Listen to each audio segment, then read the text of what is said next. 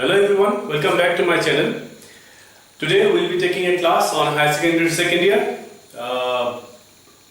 theory of firms. This will be the unit we will be talking about on microeconomics.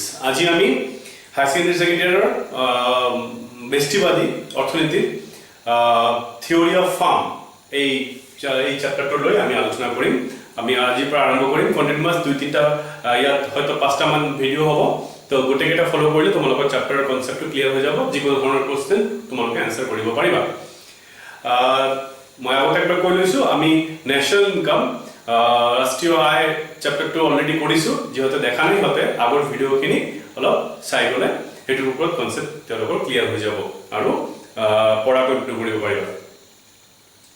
G হোক আমি যেটো chapter লৈ discuss কৰিম হেতু হল the theory of firms market basically বেলেগ কোৱাত এটো মাৰ্কেট বুলিও দিয়া থাকে তো এটো এটা ডিটেইলস চ্যাপ্টাৰ বহুত টেকনিক্যাল টাৰ্মস তাতে আছে মোৰ এলোটেড পাৰ্ট এইখিনি তাৰ আগৰ পার্টখিনি কনজিউমার থিওরি এন্ড অল এটো মোর পার্ট নহয় ইন কেস যদি ক্লাস সোনকালে স্টার্ট নহয় আমি হেতু টপিকও টাচ কৰিম। জি হোক থিওৰি অফ ফাৰ্মস এটো এটা ডাঙৰ চ্যাপ্টাৰ আৰু ইয়াৰ ওপৰত তোমাৰ বহুত ধৰণৰ প্ৰশ্ন আহে বহুত পাৰফেক্ট কম্পিটিশন আৰু ইমপাৰফেক্ট কম্পিটিশনৰ ওপৰত তো আমি গোটেইখিনি আনসাৰ কৰিম আমি সাম গোটেইখিনি আমি বুজিম। তাৰ কাৰণে আমি প্ৰথম দুদিন এটলিষ্ট দুটা ক্লাস আমালোকে বেসিক্যালি কনসেপ্ট বুজাৰ কাৰণে আমাৰ ডেডিকেট কৰিব লাগিব। We have to dedicate the classes at least 2 classes for understanding the concepts. Once the concepts are clear, যেতিয়া আমাৰ কনসেপ্ট খিনি ক্লিয়াৰ হৈ যাব তেতিয়া আমি চ্যাপ্টাৰটো খুব ধুনিয়াকে বুজিব পাৰিম। জি হোক এই কনসেপ্ট খিনিৰ ওপৰত তোমালোকৰ এক্সাম কোৱেশ্চন আহিব, কনসেপ্ট ক্লিয়াৰ কৰিব লাগিব, তোমালোকৰ এটা ক্লিয়াৰ কনসেপচন থাকিব লাগিব। সো খুব মনোযোগ দি ক্লাস কেটা চাবা যেহেতু বুজা অলপ অসুবিধা হয় তাতে ভিডিওটো দুইবাৰ ৰিপিট কৰি চাবা বা তিনবাৰ ৰিপিট কৰি চাবা তাৰপিছত কিতাপত পঢ়িবা এন্ড লগালগ তোমালোকে কোৱেশ্চন আনসাৰস খিনি কৰি যাবা তেতিয়াহ'লে তোমালোকৰ কাৰণে বুজা সুবিধা হ'ব। আমি আজি দুটা টপিক ডিসকাস করি বেসিক্যালি একটা হল মার্কেট আর একটা হল যদি মার্কেট ডিমান্ড ডিসকাস করিম আমি আর তার উপর আমি ডিসকাস করিম রেভিনিউ। মার্কেটের জাস্ট একটা কনসেপ্ট দিয়ে আমি আরম্ভ করি মার্কেট আমি 3 নম্বর ভিডিওর পর হ্যাঁ বেসিক্যালি ইয়ার ভিতর যাম। জি হোক কস্ট আজি হয়তো কভার কৰিব নোৱাৰিম এটো নেক্সট ভিডিওত আমি কস্ট লৈকে যাম। প্রথম কনসেপ্ট যেটা আমি বুঝিলাম এটা হল market.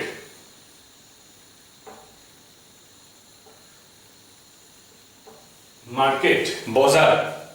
What is market? For us, for a common people, for a common person, market means a particular place where there are so many shops. You go and you give money, you purchase something, and you come back. Whether it may be fish or maybe vegetable or whatever.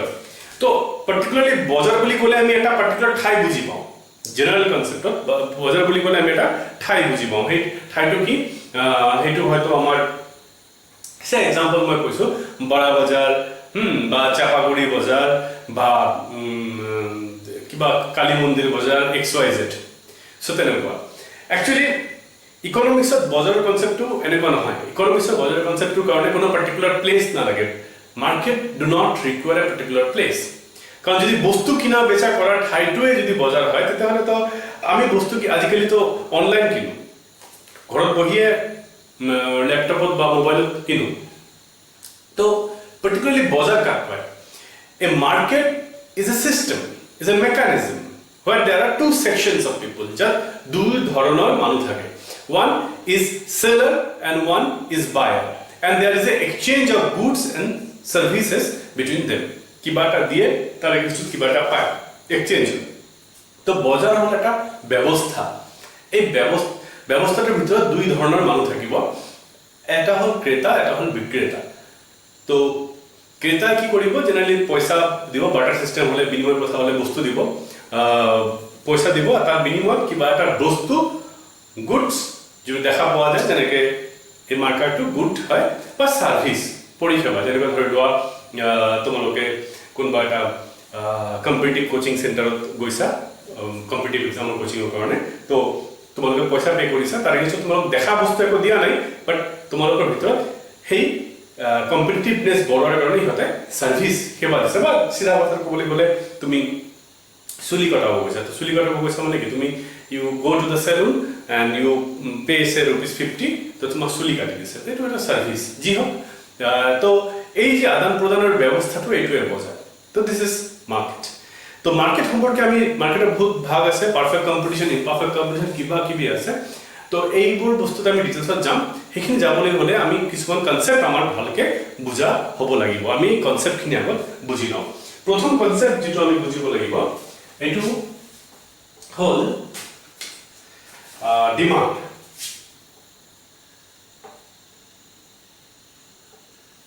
Demand চাহিদা I have already said এইটো actually consumer theory chapter part তো আমি তাতে details ভাবে discuss কৰিম ইয়াতে just আমাক যিখিনি লাগে মাৰ্কেট বুজাৰ কাৰণে তেনেকৈ আমি ডিমাণ্ড বুজি পাম তো what is demand basically demand বুলি ক'লে আমি বুজি পাওঁ যে আমাক কি লাগে সেইটোৱে demand what we need is demand wrong that is wrong our wishes are not demand a mere wish তোমাৰ জাস্ট ইচ্ছা হল বস্তু এটা তোমাক হলে ভাল আছিল সেইটো তোমাৰ ডিমান্ড নহয় তোমাৰ এনেকা মন যাব পাৰে যে তোমাৰ এটা হেলিকপ্টাৰ থাকিলে ভাল আছিল যে তুমি ইয়াৰ পৰা কোৱাত পটককে যাব পাৰিলা কিন্তু হেলিকপ্টাৰ কিনিব পৰা টকা আছে না নাই তো that is the thing to be demand you need desire plus ability plus willingness to purchase তাৰমানে willingness to purchase ability to purchase and desire to use your resources তাৰমানে সিধা কথাত ক'বলৈ গ'লে তোমাৰ হাতত সেই বস্তুটো কিনিব পৰা ক্ষমতা আছে না নাই সেইটো তোমাৰ ডিমাণ্ড বুলি কোৱা হয় যেনেকৈ মই এটা ডিফাৰেন্স কৈ দিছো সিধা তোমাৰ তুমি এটা ষ্টেচনত গৈছা তো ষ্টেচনত এটা বাচ্চাই কৈ তোমাক বাচ্চা বা বুঢ়ী আহি তোমাক কৈছে বাবা মোক কিবা এটা খাব দে তো তেওঁ তোমাক he said সেম টাইপৰ কথা তুমি কৈছা কি তুমি এটা মিঠাই দোকানত গৈছা and you said that দাদা একটা ৰসগোল্লা দিব না দুজনে একে কথা কৈছা কিন্তু দুজনৰ এপ্ৰোচটো বেলেগ বেলেগ ই তোমাৰ পৰা ভিক্ষা খুজিছে কিন্তু তুমি যেতিয়া দোকানত যাই কৈছা এটা ৰসগোল্লা দিব you didn't beg you actually demanded why because you do have the money to purchase that thing তুমি কৈছা যে তুমি এটা মোক দিয়া মই পইচা দি আছো পইচা কথাটো ক'ব নালাগে কিন্তু এটো ইমপ্লাই কৰে so that means you have a desire to eat a sweet plus you have the ability to pay for the sweet তো দ্যাট ইজ ডিমান্ড তো ডিমান্ড কি হয় জেনারেলি ডিমান্ড প্ৰাইসৰ লগত ইনভাৰ্সলি মুভ কৰে মানে ডিমান্ড আৰু প্ৰাইস দুটা বিপৰীতগামী what if price of a certain commodity increases demand of that particular commodity decreases for example when say for example if you like chocolate so you eat one chocolate in 1 month one Cadbury's chocolate you eat in 1 month and you like very much but why you eat only one because you don't have so much money one chocolate costs 40 rupees so you just pay 40 rupees for 1 month you take it for purchasing chocolate so now what happens say for example that 40 rupees chocolate the price of that 40 rupees chocolate has fallen company has reduced the price now that 40 rupees chocolate is costing you only 10 rupees so definitely you will be having more chocolates you will be having 4 chocolates at least 4 chocolates per month okay whereas you are having only one chocolate previously so this is why because the price has fallen similarly if price goes up you will start consuming less so we can show it with a demand schedule say this is price 10 and this is quantity demanded or let me not write quantity let me write demand তো 10 rupees যেটা দাম আছিল তুমি দুটা কিনিছিলা বস্তুটো so what ever it may be যেতিয়া 8 rupees দাম হল তুমি 4টা কিনিলা যেতিয়া 6 rupees দাম হল তুমি 6টা কিনিলা যেতিয়া কত আছে 4 টাকা দাম হল তেতিয়া তুমি 8টা কিনিলা যেতিয়া 2 টাকা দাম হল তেতিয়া তুমি 10টা কিনিলা it is not necessary that এনেকে বস্তুটো আগা পিছৰে থাকিব ইমান মানে হিসাব কৰি হ'ব লেখা নহয়, কম বেছি হ'ব পাৰে, মই মোৰ সুবিধাৰ কাৰণে মই এনেকৈ দিলোঁ। এইটো কোৱা হয় ডিমাণ্ড শিডিউল। তো ইয়াতে ডিমাণ্ড আৰু চাহিদাৰ ইনভাৰ্স ৰিলেশ্যনশ্বিপ দিয়া আছে। Actually, this is the law of demand. Law of demand says when the demand, other things remaining the same, when price of a commodity increases, demand decreases. If price of the commodity decreases, demand increases.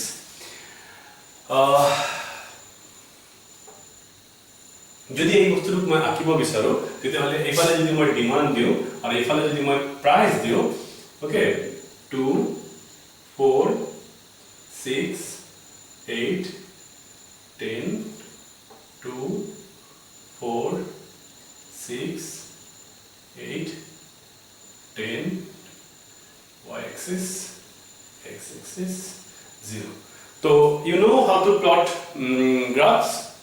So P10 D2 P10 D2, I think this point, if I'm not wrong, 8 4 8 and 4,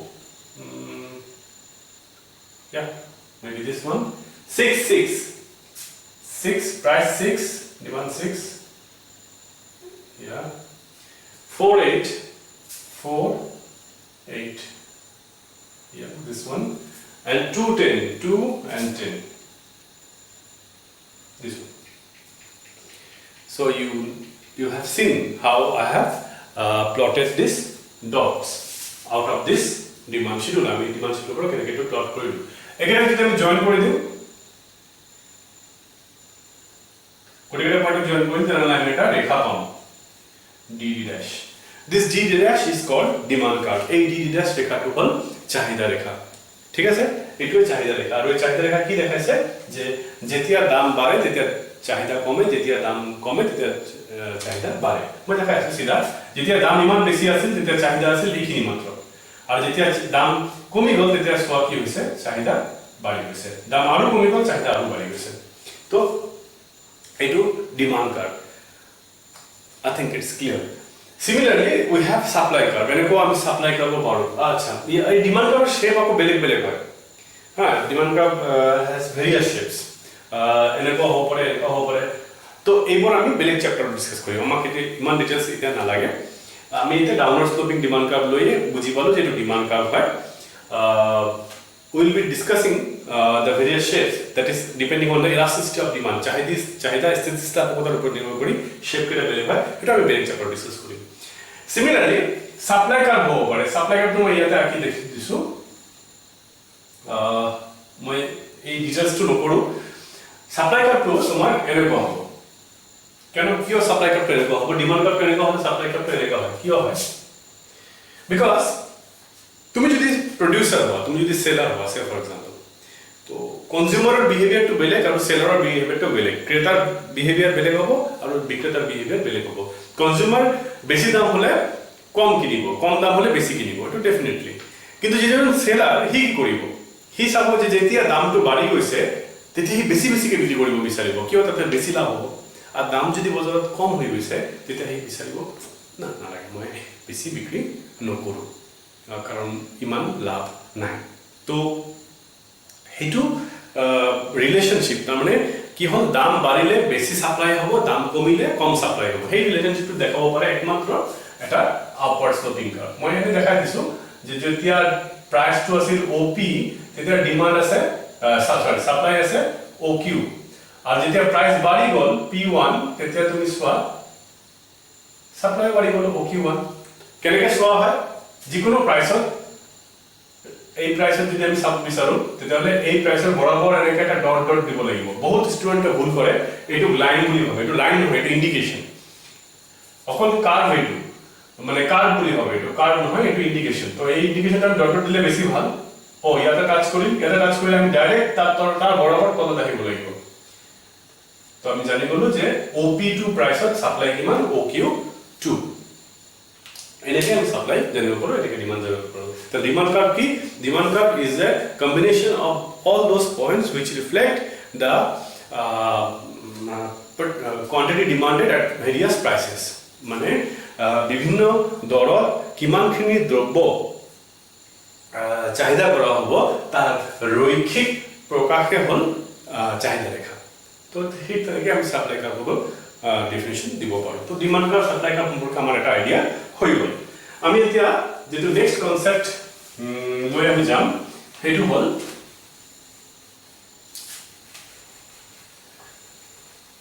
revenue, আৰু এটা থাকি যাব কষ্ট। ইমান বেছি লম্বা video' হ'লে এইটো আপলোড কৰাটো অলপ অসুবিধা হয়, তো আমি আজি ৰেভিনিউ লগে কৰিম। ৰেভিনিউ মানে আয়, ৰেভিনিউ কি বস্তু? সিধা কথা, যদি এই মাৰ্কাৰটো তুমি বিক্ৰী কৰিছা, তুমি এই মাৰ্কাৰৰ বিক্ৰেতা, তো তুমি যেতিয়া এই মাৰ্কাৰটো বিক্ৰী কৰিবা তেতিয়া ধৰি লোৱা মাৰ্কাৰটোৰ দাম হ'ল 20 টকা, তুমি বিক্ৰী কৰিছা 5টা মাৰ্কাৰ, তাহলে তুমি কিমান টকা পাইছা? অলপ হিচাপ কৰা মাইণ্ডত। কি কৈছো?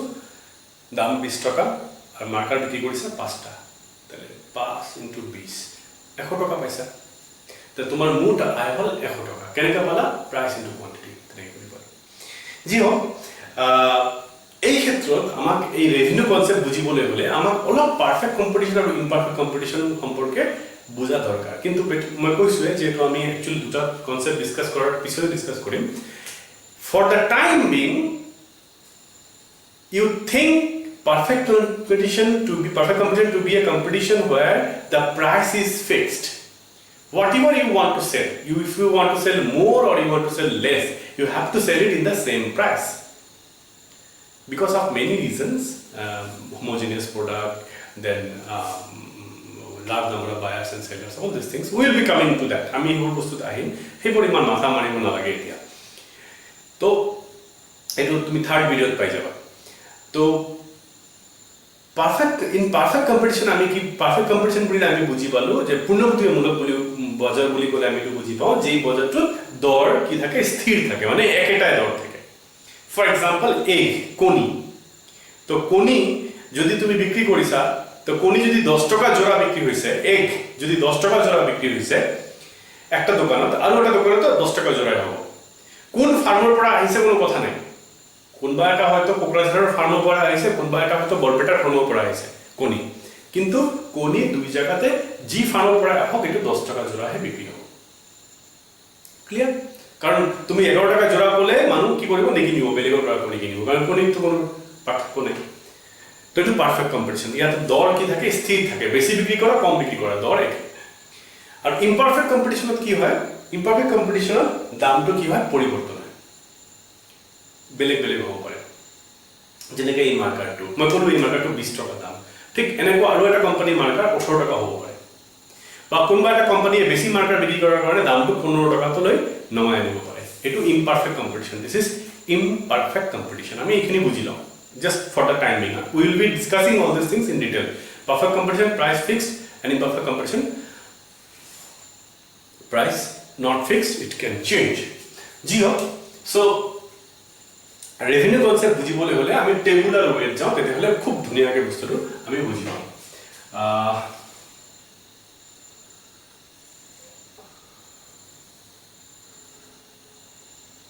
তো আমি প্ৰথমত কোৱান্টিটি লিখিলো। We have written quantity, then price. So into perfect competition,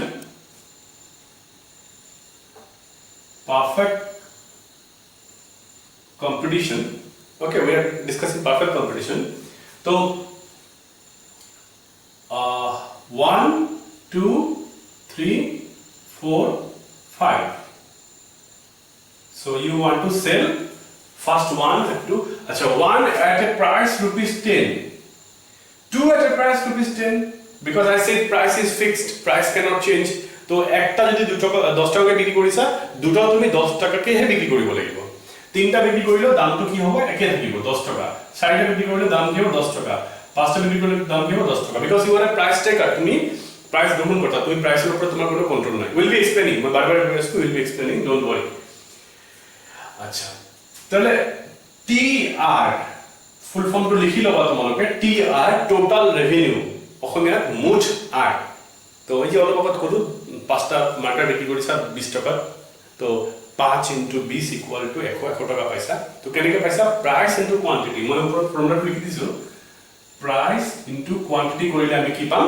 TR পাম, টোটাল রেভিনিউ পাম। তাহলে 1 × 10 = 10, 2 × 10 = 20, 3 into 10 equal to 30, 4 into 10 equal to 40 and 50.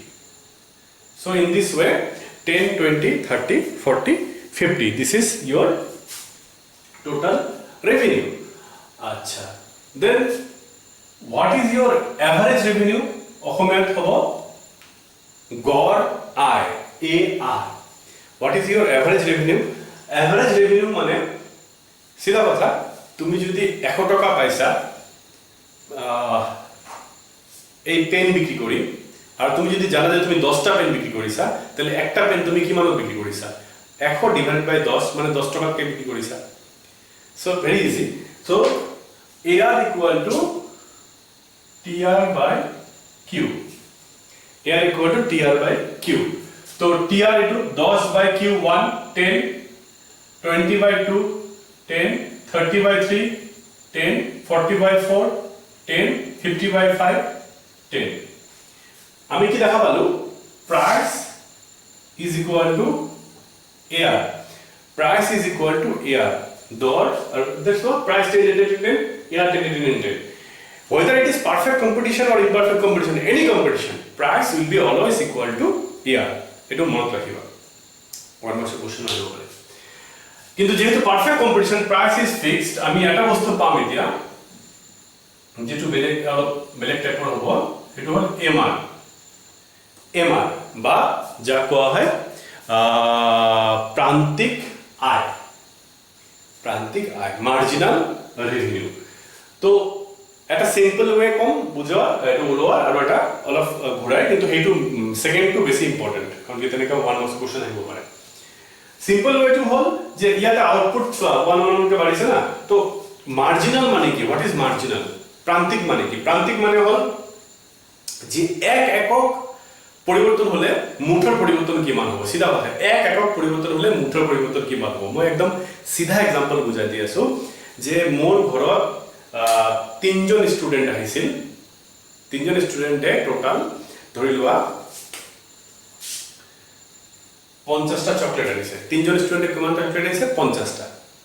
এবাৰ মোৰ ঘৰত আৰু এটা ষ্টুডেন্ট আহাতে মোৰ চকলেট হৈ গ'ল 57, আৰু এটা ষ্টুডেন্ট আহাতে কিমান হ'ল? 57। তেনেহলে প্ৰান্তিক চকলেট যদি কওঁ, যে প্ৰান্তিক চকলেট মানে মার্জিনাল চকলেটস, তেতিয়াহলে মার্জিনাল চকলেট হ'ব 7। কিয়?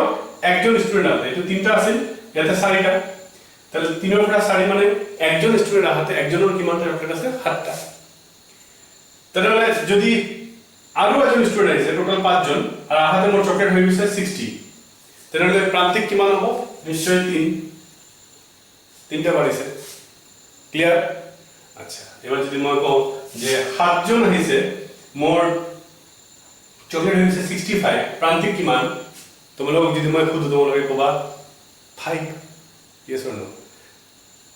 যদি 5 কোৱা, তাৰমানে তুমি মোৰ কথাটো আগত ভালকে শুনা নাই, কাৰণ মই কৈছিলো যে একজন বাঢ়িলে কিমান আহে।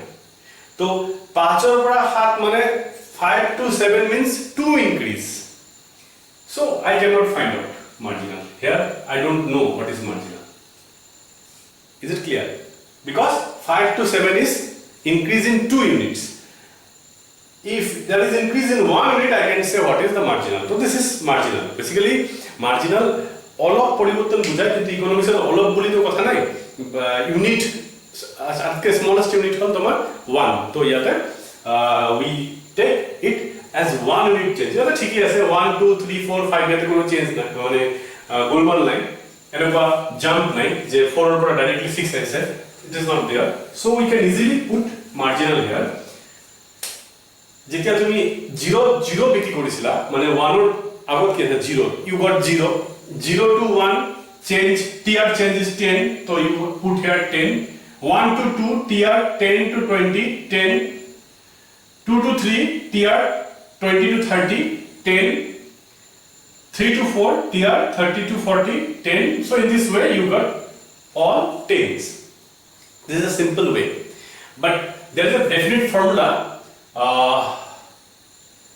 MRN is equal to TRN minus TRN minus 1. একে কথা এইটোৱে, মই বুজাই দিয়া so what is n n যিকোনো এটা নাম্বাৰ ধৰি লোৱা ইয়াত আমি 1 2 3 4 5 আছে তো আমি 4 ধৰিলো so mr4 is equal to tr4 minus tr4 minus 1 is equal to 3 তো 3 তো আমি tr4 4 tr লিখিব লাগে 4 tr হল 40 আৰু মাইনাস 3 নম্বৰ tr হল 30 40 minus 30 আমি কিমান পালো 10 তো ঠিকই আছে 10 হয় এনেকে গোটে কেটা আমি ওলাব জি হক তো this is ar mr and tr whatever let us come to the diagram যদি ডায়াগ্রামত আহো ওকে সো এটা কথা বলতে পাহৰি গলো যে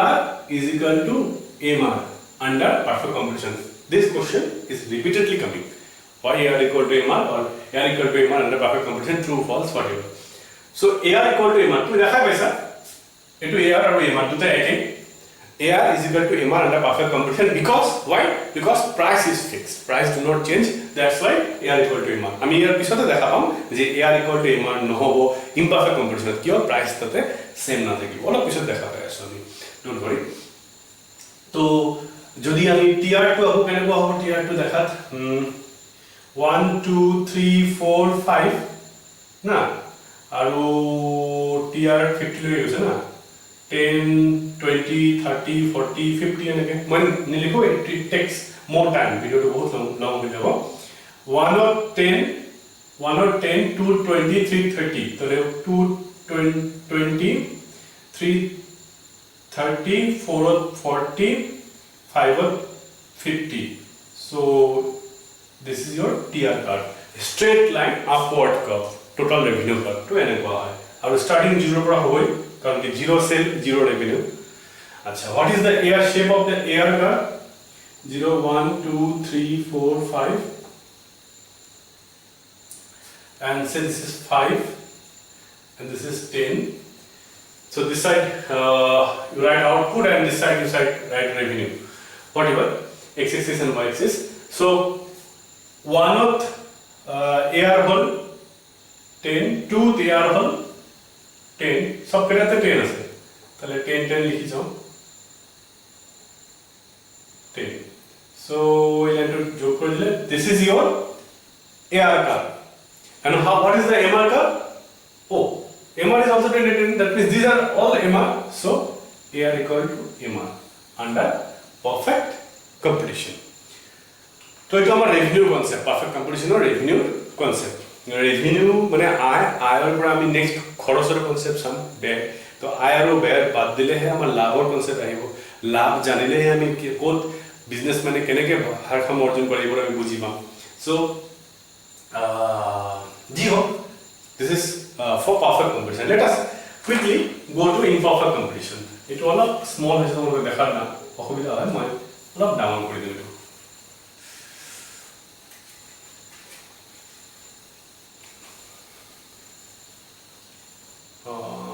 এটো মুছিব পাৰো একেই থাক ফৰ্মুলাটো সেম থাকিব তো এটো থাকক imperfect competition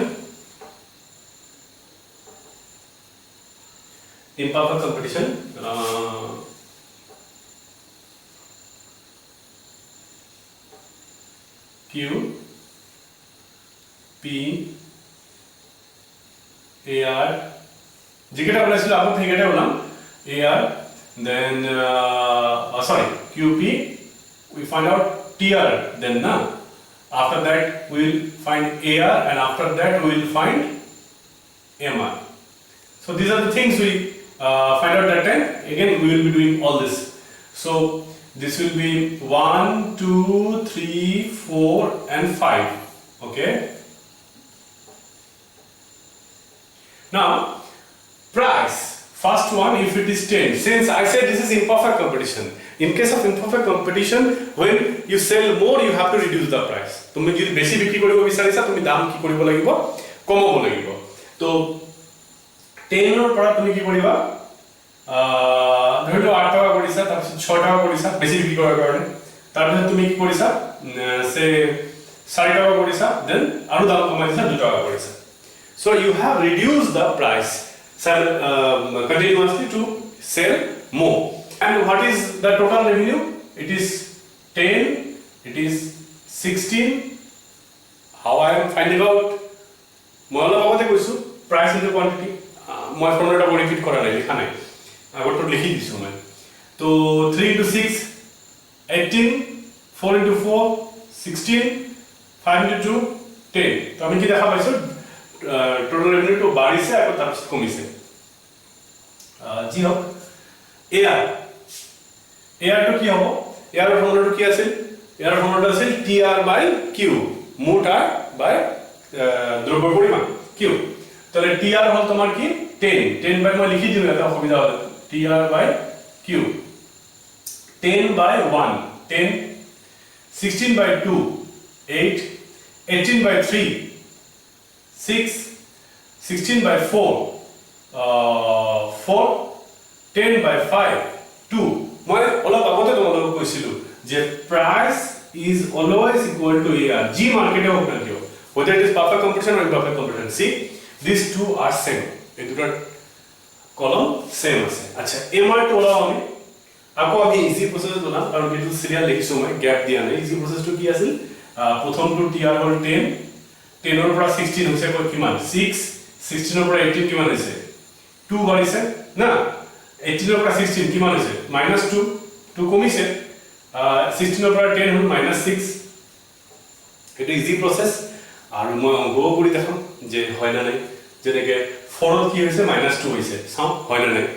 তো 4 ত কেনে column MR4 = TR4 - TR3, TR4 কিমান 16 মাইনাস TR3 কিমান 18, তাহলে কিমান হল -2।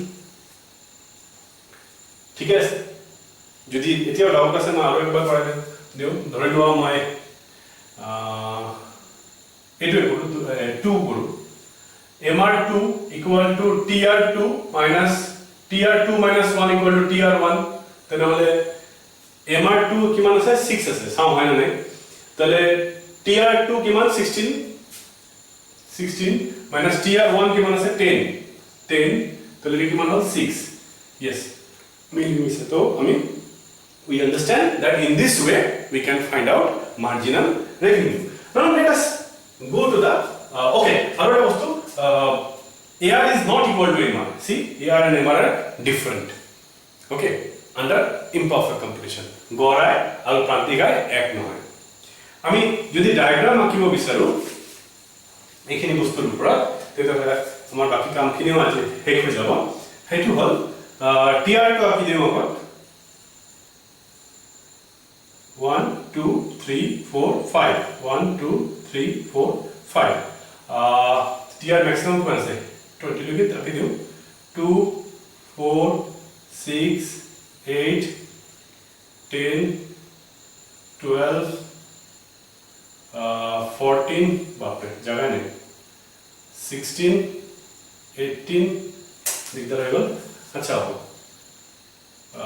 20 অলপ একটু মুছি দিও তাহলে পারি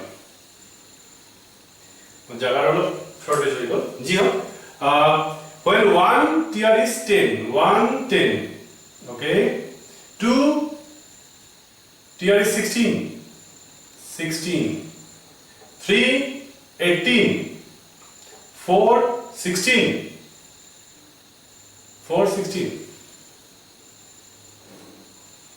5 10 okay this one আৰু 0 to 0 হ'ব তাহলে ইয়াৰ 0 পৰা আৰম্ভ হ'ব এটো এনেকে যাব তাহলে এটো কি হ'ল টিআর কার্ভ আবার টিআর কার্ভ স্টেট দিছে পারফেক্ট কম্পিটিশন যদি এই টিআর কার্ভ কি আছে উঠিছে আকৌ নামিছে ইনভার্টেড ইউ শেপ হৈছে। So this is the total revenue curve under your imperfect competition অপূৰ্ণ প্ৰতিযোগিতামূলক বজাৰত এটো মোটা ৰেখা কিয় এনেকুৱা হয় মই ইয়াৰ পৰা এক্সপ্লেইন কৰি দিছো যদি বুজি পোৱা না আৰু এবাৰ ৰিপিট কৰি ভিডিওটো চালে বুজি পাবা। ইয়াৰ আৰু এমআৰ টো আঁকিছো কেনেকুৱা হয় 1 2 3 4 5 স্কেলিং টু ইকুয়াল ৰাখিলে স্কেল দি কৰিবা তেতিয়াহলে তোমালোকৰ প্ৰবলেম নহয়। আচ্ছা সৰি এফালে 2 4 6 8 10 আচ্ছা তো যেতিয়া 1 ইউনিট তেতিয়া ইয়াৰ হল 10 2 unit year hall 8 okay 3 unit year hall 6 okay 4 unit here whole 4 okay and 5 unit it's 2 okay so if I connect all this point I get AR curve. This is my AR curve which is a downward sloping curve. AR curve is the price curve মানে demand curve তো downward হবে লাগিব ঠিক আছে আচ্ছা এবার আমি আহিম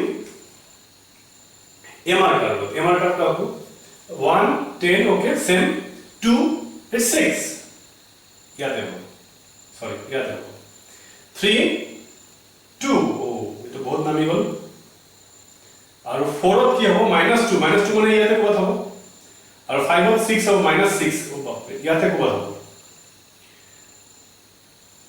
so this line is crossing the x axis this is your MR curve so this is AR curve and this is MR curve and AR is not equal to MR. I mean, so table to देखिए याद रखिए AR is not equal to MR under imperfect competition. MR is less than AR.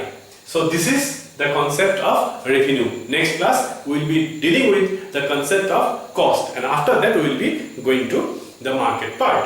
So what kind of questions may arise from this section? What is market? That is the first question which can come. What is demand? That is the second question which can come.